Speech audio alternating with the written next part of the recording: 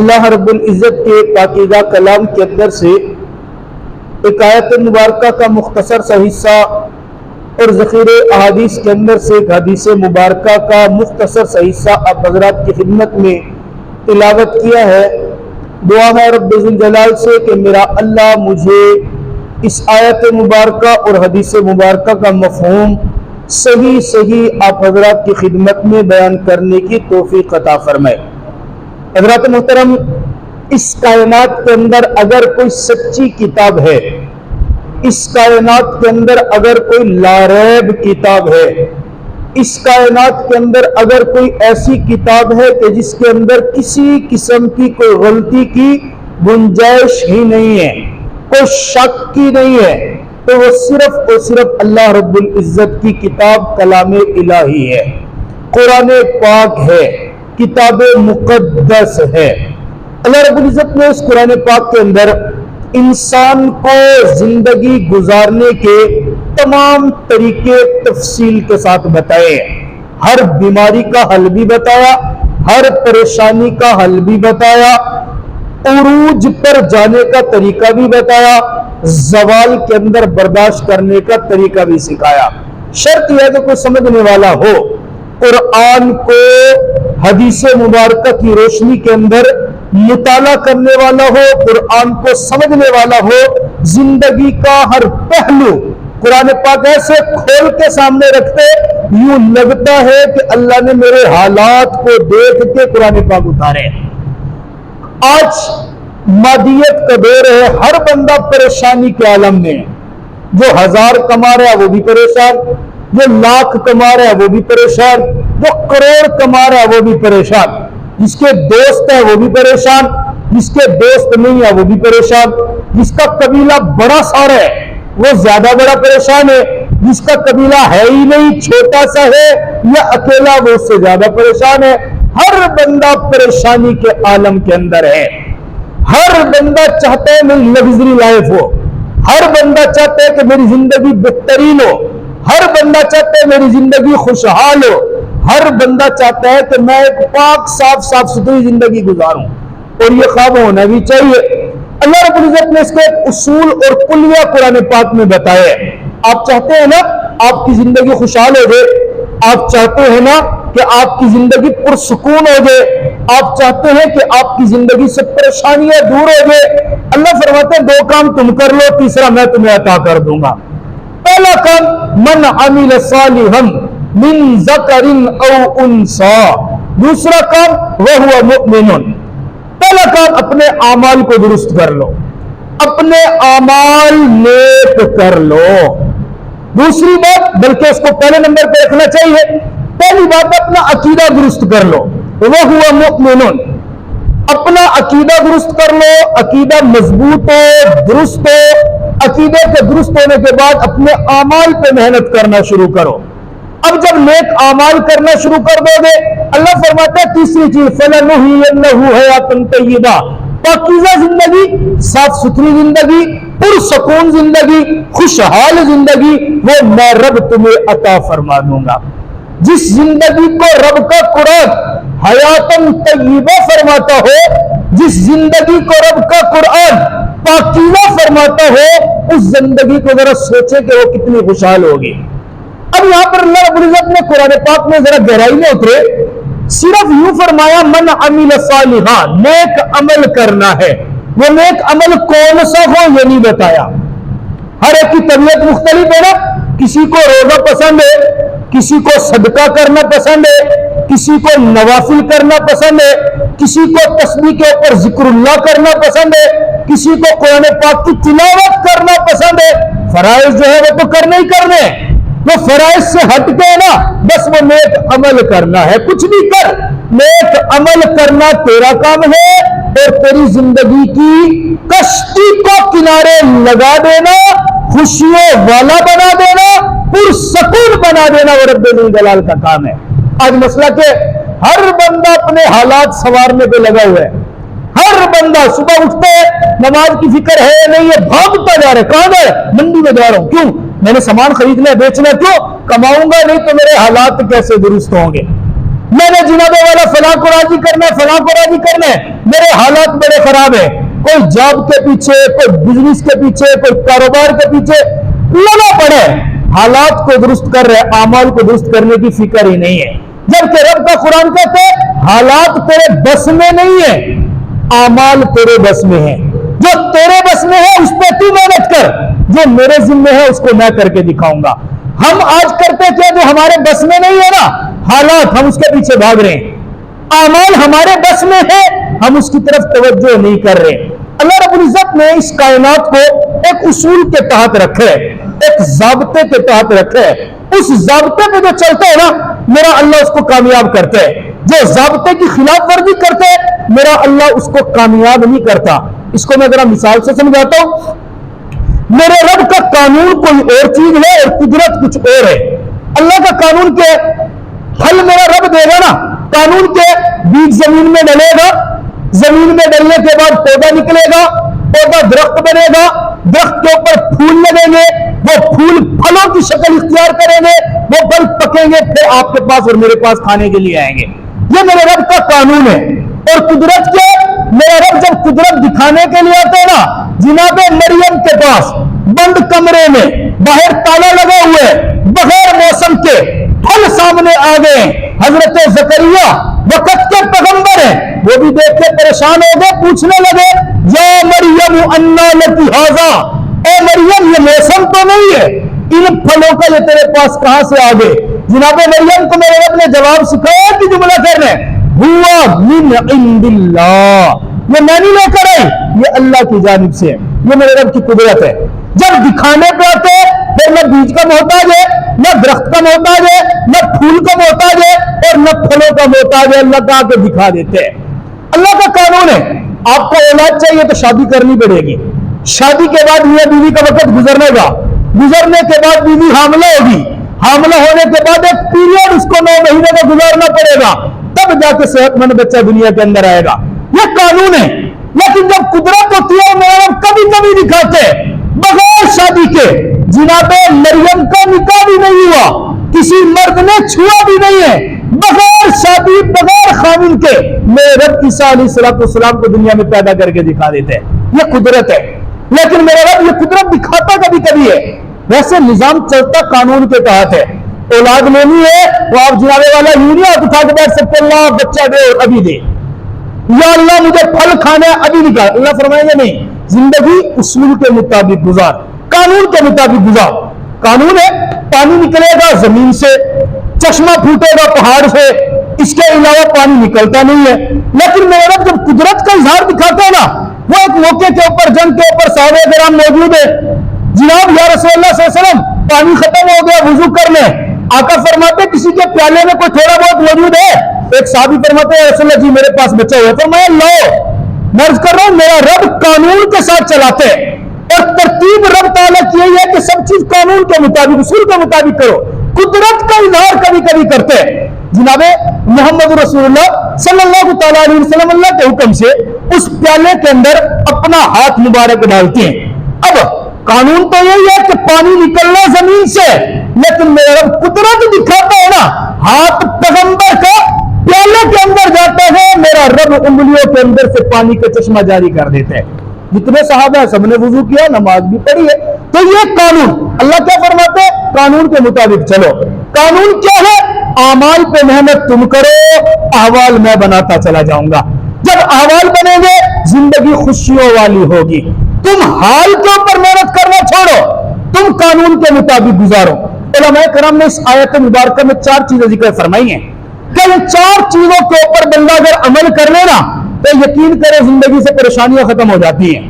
سب سے پہلی چیز یہی ہے من عمل صالحا من ذکر او انثی وهو مؤمن، کہ سب سے پہلی چیز اعمال کے اوپر محنت کرو، حالات میرا رب بناتا چلا جائے گا۔ جس کے اعمال نیک ہے میرا اللہ اس کے سارے معاملات کو درست کرتا چلا جاتے ہیں، اور جس کے اعمال نیک نہیں ہے پریشانیوں میں الجھتا چلا جاتے ہیں۔ اس کی مثال بھی سمجھ لیجئے، جناب یوسف علیہ السلام اللہ کے برگزیدہ پیغمبر ہیں، اللہ کے برگزیدہ، چھوٹے سے ہیں بڑے حسین و جمیل ہے۔ اللہ نے پورے قرآن پاک میں پوری عورت اتاری ہے سورہ یوسف کے نام سے، पूरा एक वाकया है। आप पूरे कुरान पाक के अंदर वो सूरह यूसुफ का मुताला करें, पूरी जिंदगी में रब ने खोल के रख दी है। या यूसुफ अलैहिस्सलाम आंखों के तारे हैं। हजरत याकूब 12 भाई है, उनमें से सबसे ज्यादा प्यार यूसुफ अलैहिस्सलाम से। भाइयों को हसद हुआ, भाई को उठाया, हजरत यूसुफ अलैहिस्सलाम को उठा के कुएं के अंदर डाल दिया। हालात बिगड़ गए। जरा समझिएगा, हालात बिगड़े, मेरे रब ने फिर इन बिगड़े हुए हालात को दुरुस्त कैसे किया। आपके लिए और मेरे लिए बड़ा एक नसीहत है कि जब आमाल दुरुस्त होते, मेरा रब बिगड़े हुए हालात को बनाता कैसे है। या यूसुफ अलैहिस्सलाम के हालात बिगड़ गए, कहां वालिद के मोहब्बत में रह रहे हैं, कहां उठा के उनको कुएं के अंदर डाल दिया। अब कुएं के अंदर, अंधेरे के अंदर है, बैठे अल्लाह की तरफ मुतवज्जह, अल्लाह वहां मोहब्बत की गर्मी बाप वाली वो भी तूने दी, वहां बाप से जुदा भी तूने किया, यहां अंधेरे कुएं में डाला भी तूने है। अल्लाह इस अंधेरे के कुएं से निकाल कर और रोशनी में ले जाने वाला भी तू है। ये तो एक परेशानी है ना कुएं में डले। और काफिला आया, काफिले ने यूसुफ अलैहिस्सलाम को निकाला, जाके बेच दिया। इधर आजादी की नेमत थी, उधर गुलाम बन गए। जब गुलाम बने, बिकते बिकते बिकते बादशाह के महल में नौकर बन गए, गुलाम बन गए। अब देखो, गुलाम में और नौकर में बड़ा फर्क होता है। नौकर के फिर भी कुछ ना कुछ हुकूक होते हैं, मुलाजिम के फिर भी कुछ ना कुछ हुकूक होते हैं। मुलाजिम को हुकूक ना मिले, वो हड़ताल कर सकते हैं, जैसे आजकल सरकारी स्कूलों में चल रहा है।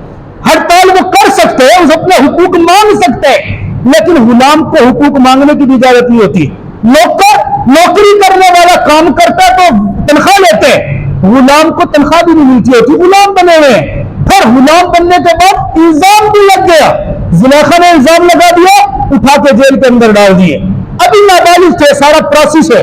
नाबालिग होने के बाद अल्लाह फरमाता है वलम्मा बलगा अशुद्धहु आतैनाहुल हिकमा। जब यूसुफ अलैहिस्सलाम बुलूगत को पहुंचे ना, जवानी को पहुंचे, हमने उनको इल्म दिया, हिकमत दी। ये इल्म हिकमत क्यों मिली? बाप से जुदा हुए, जेल के अंदर जाने तक जनाब यूसुफ अलैहिस्सलाम ने आमाल को नहीं छोड़ा। वो जो अब्बा ने तालीम दी थी ना अल्लाह के साथ ले लगाने वाली, वो जो अब्बा ने तालीम दी थी ना कि अल्लाह से मांगना है, वो जो अब्बा ने तालीम दी थी ना रब ताला की इबादत करने, पूरे प्रोसेस के अंदर कहीं भी उसको नहीं छोड़ा। अपने आमाल नहीं छोड़े ना, वक्त लगा है। कैद के अंदर कितना रहे? बावने का 7 साल। कैद के अंदर कितने रहे? बावने का 8 साल। बावने का नहीं, 12 साल कैद के अंदर गुजारे। बादशाह वक्त को ख्वाब आते, ख्वाब के अंदर दर्द देखते हैं, ख्वाब की ताबीर पूछने के लिए कोई भी नहीं मिलता। किसी ने बताया, वो जेल के अंदर मौजूद एक नौजवान है, जनाब यूसुफ अलैहिस्सलाम ताबीर बताते हैं, आपकी बादशाहत के अंदर 8 साल बड़े फरावानी के आएंगे और 8 साल बड़े कहत के अंदर आएंगे। वो जो 8 साल फरावानी के अंदर होंगे ना, गल्ला संभाल के रखना। वो जो कहत के साल आएंगे ना, तो ये वाला गल्ला उन दिनों में काम आएगा। अब बादशाह ने देखा कि ये तो ताबीर, ये तो ख्वाब ऐसे बड़े बड़े नजूमियों को समझ भी नहीं आ रहा था। इस बंदे ने ताबीर भी दी है और ताबीर के बाद मशवरा भी दिया कि अमल क्या करना है। जेल से निकालो और जेल से निकाल करके वही यूसुफ है। तवज्जो करना, बाप की मोहब्बत से जुदा हुए, हालात खराब हुए, कुएं का अंधेरा देखा, गुलामी की जिंदगी देखी, तोहमत बर्दाश्त की, जेल की कोठरी में रहे, आमाल को नहीं छोड़ा। मेरे रब ने आमाल की बदौलत हालात ऐसे बना दिए, हालात को तब्दील यूं किया कि जेल से निकाल के सीधे बादशाह के तख्त पे बिठा दिया। फिर वही मिस्र जहां कैदी थे, अल्लाह ने वहीं पे उनको बादशाह बना के दिखा दिया। इसलिए सबसे पहली बात कि इंसान को अपने आमाल दुरुस्त करने चाहिए ना। मैंने जब भी कहा अल्लाह तू मेरे अहवाल देख, हुक्म आया बंदा अपने नामे आमाल दे। अमल दुरुस्त नहीं है ना, आप हालात के ऊपर लाख मेहनत करते रहे, पिटते रहे, भागते रहे, अमल नहीं है तो कुछ भी नहीं। आज है क्या, सारा दिन बंदा रिस्क की दौड़ में भागता फिर रहे, सारा दिन बंदा इधर उधर भागता फिर रहे, अमल नहीं है। अजान हो रही है, मस्जिद के अंदर बैठे काम करने के लिए, बात अजान हुई, बहुत से ऐसे लोग मैंने भी देखे, आपने भी देखे होंगे, हमारे पास भी आते काम करने के लिए, सवाल पूछने के लिए। अजान हो गए ना, कहा यार नमाज पढ़ लो, बाद में बात कर, आप पढ़ ले, नमाज में बाहर इंतजार कर लेता हूं। इतनी बड़ी अल्लाह की नाराजगी है। नमाज का वक्त है, मस्जिद की दुकान में बैठे, मस्जिद के साथ बैठे, अजान की आवाज सीधे कान में आ रही है, लेकिन मस्जिद में नहीं आ रहा। फिर परेशानी है, मेरे हालात ठीक नहीं है। मस्जिद के पड़ोस में घर है, 5 वक्त की अजान कान के अंदर पड़ रही है, अमल दुरुस्त नहीं हो रहा, हालात कैसे ठीक होंगे?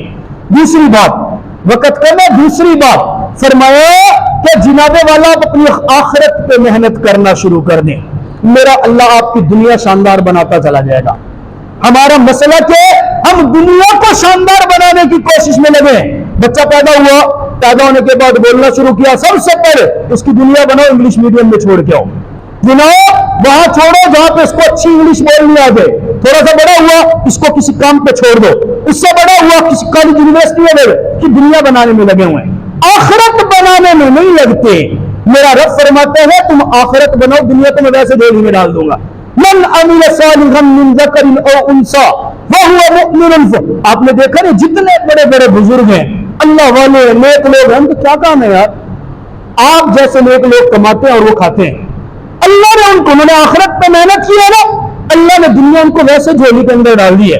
इमाम अशरफ अली थानवी रहमतुल्लाह अलैह के बारे में एक बंदा आया मस्जिद के अंदर, हदिया दे रहे, जनाब मैं आपके लिए 100 अशरफी लाया, उसको बतौर हदिया देता, मुझे जरूरत नहीं है, ले जाओ। उसने कहा रख लीजिए, कहा नहीं मुझे जरूरत नहीं है, ले जाओ। तो बंदा बाहर निकला, सोचा तो हजरत के जूते बाहर रखे, चलो मैं जूतों के अंदर इसको अशरफी को आएंगे ना, जूते पहनेंगे, जब पांव लगेगा ना अशरफी के ऊपर, दिल में आ जाएगा 100 अशरफियां हैं सोने की, तब तो उठाएंगे। जब आए ना जूते पहने, पांव लगा अशरफी पे, ऐसे ठोकर मारी, और ठोकर मार के आसमान की तरफ देख के कहा अल्लाह तूने सच कहा है, जो तेरा हो जाता है ना तो दुनिया को जलील करके उसके कदमों में पहुंचा देते हैं। और जो दुनिया के ऊपर भाग रहा, भागते रहे, कभी पूरा नहीं होना। 100 कमा रहा था, पेट फिर भी नहीं भरना, लाख कमाएगा, पेट फिर भी नहीं भरना, 1000 लाखों के बाद करोड़ों की तरफ आ जाए, फिर मसला होगा, कुछ और होना चाहिए। क्योंकि दुनिया के पीछे भागे, दुनिया का शराब है। का शराब का मतलब होता है आप रेगिस्तान के अंदर जाना, ठीक दोपहर के अंदर, दोपहर के आलम में दूर से देखे रेत आपको ऐसा नजर आएगी जैसे भीगी हुई हो, पानी की तरह। आप उसके करीब गए, वो आपको खुश्क रेत मिलेगी, फिर उससे आगे दूर रेत देखे, वो बिल्कुल भीगी हुई नजर आएगी। ये भागता रहेगा, पानी इसको नहीं मिलेगा। दुनिया की मिसाल को ऐसे फरमाया गया, भागते चले जाओ, पेट कभी भी नहीं भरेगा। हाँ, आखिरत की तरफ जाओ, मेरा रब आपको दुनिया की बादशाहत अता फरमाएगा। खलीफा हारून रशीद बहुत बड़ा बादशाह गुजरे, नेक आदमी था, इल्म वालों की कदर करता था। ये कदर भी अल्लाह किसी किसी को अता फरमाते हैं। इल्म वालों की कदर करना, जब तक ये इल्म वालों की कदर थी ना, माशरे में बड़ी खुशियां थी, और जब से इल्म वालों को मुनासिब समझना शुरू किया गया, तब से हालात बड़े खराब हुए। खलीफा हारून रशीद अपनी बीवी के साथ महल की छत के ऊपर बैठे, महल की छत के ऊपर 2 वाकयात इनके लिखे। पहला वाकया, इनके दौर के बड़े मुहद्दिस साथ एक बड़ा गिराउंड था, उस गिराउंड के अंदर हदीस मुबारका का दर्स दे रहे थे। इतने बड़े मुहद्दिस थे कि एक वक्त में उनके हल्के दर्स में 70,000 लोग हदीस मुबारका पढ़ने आते थे।